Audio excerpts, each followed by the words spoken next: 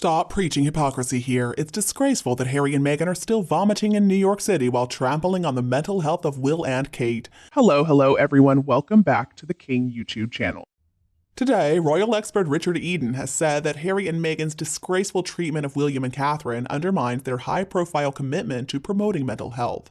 He said that Meghan and Harry are first-class hypocrites.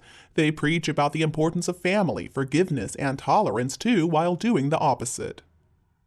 On Tuesday, of course, the Duke and Duchess of Hypocrisy showed up in New York to warn of the dangers posed by social media. But in a newsletter for Palace Confidential, Eden suggests that Harry and his wife have done very little to support the mental well-being of his own brother William, the Prince of Wales, and also his lovely wife Catherine. The Daily Mail's diary editor wrote, "The Waleses have had to put up with the most disgraceful personal criticism from Harry and Meghan on television and in Harry's book while being unable to answer back publicly." And he also goes after those sugars of Harry and Meghan, because they allege without any foundation that William and Catherine somehow had failed to support Meghan when she was experiencing some problems of her own as a member of the royal family. Things certainly have changed a lot since 2016, when Prince William, Prince Harry, and Catherine were united as they started their Heads Together campaign to raise awareness of mental illness and associated problems. I still remember when all of them erupted into laughter as they were showing off those blue headbands that runners would wear during the London Marathon in support of their new venture. Eden wrote, "It was the royal trio's biggest joint project for their charity, the Royal Foundation, and the light-hearted launch event was typical of the fun they always seem to have as they work together for good causes. But today, things couldn't be more different. The distance between the couples was not only geographical as they marked World Mental Health Day on Tuesday." William and Catherine, the Prince and Princess of Wales, visited Birmingham, where they held a forum for young people focusing on the importance of really understanding emotions and creating positive relationships with other people. Harry and Meghan, on the other hand, were making their own contribution more than 3,000 miles away in New York. Eden wrote, "William and Catherine have had to put up with more sniping from Harry and Meghan's cheerleaders. They claimed the Wales' concern for mental health issues was only skin deep because they had failed to support Meghan when she was suffering problems of her own. This is grossly unfair," he wrote. "Harry previously praised his brother for encouraging him to seek help when he was suffering mental challenges after serving in Afghanistan. What about William and Catherine's own mental well-being?" At this point, surely there's no one who believes that Harry and Meghan really care about anybody's mental health. I don't even think they care about their own mental health. It's all about self-promotion. They want to be perceived as doing the right thing.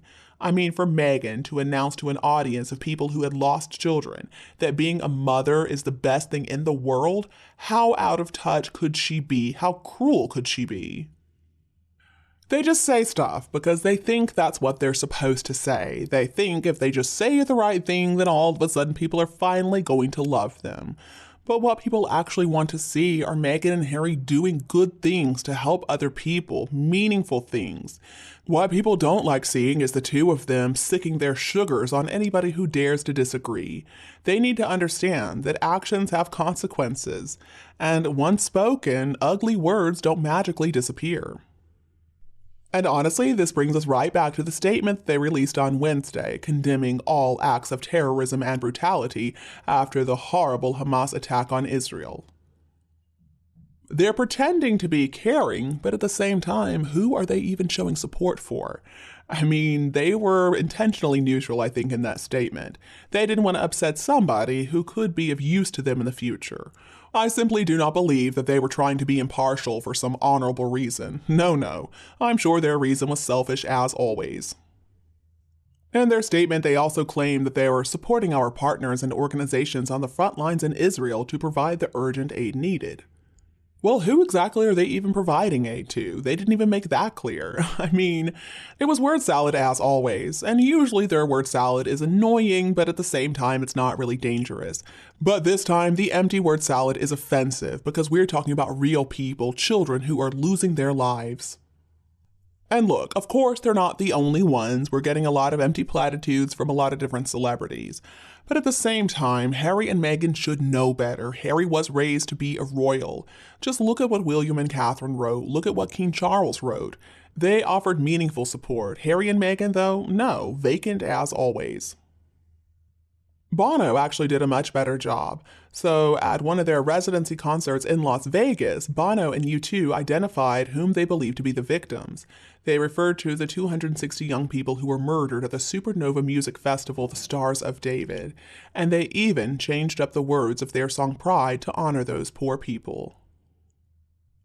And I was so proud of U2 for doing that, because so many celebrities and organizations and people who claim to do good out there, when faced with the terrorism, the crisis that is happening right now in Israel, the murder of Israeli citizens, well, they've been silent.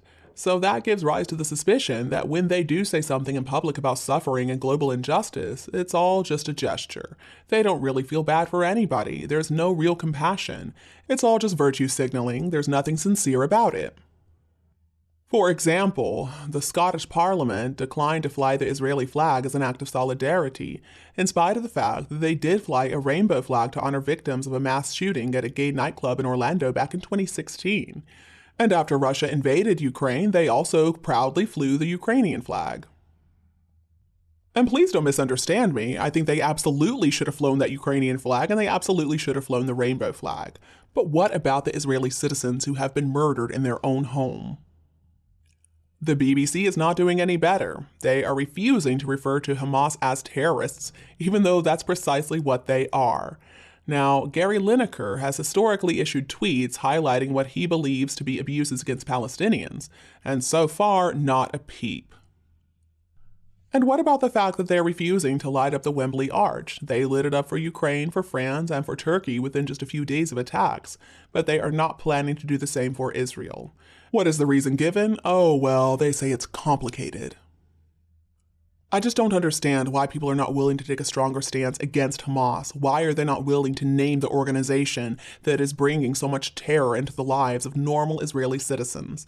Look, I don't care what people have to say about the government of Israel. The citizens and the government are two separate entities, and the citizens did nothing to deserve this.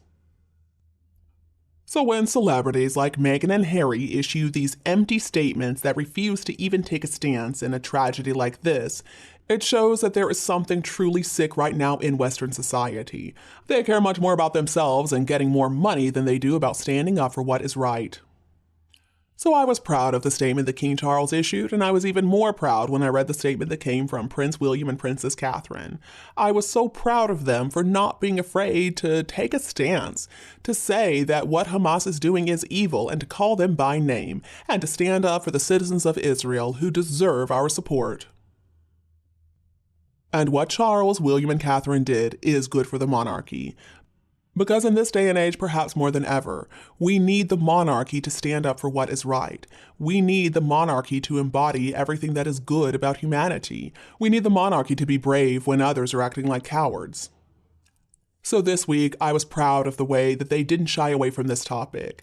Their statements reminded me that the monarchy is just as relevant today as ever, and the world really does benefit when the British monarchy is strong. And you, what do you think about them? Please let me know your opinion below in the comments. If you preferred our video tonight, don't be afraid to like and share this with your friends who would enjoy it too. Please don't forget to subscribe to our The King YouTube channel to get more updates in the future. Thank you so much for tuning in. Have a lovely evening, and we'll be back to see you tomorrow. Bye. I love you all.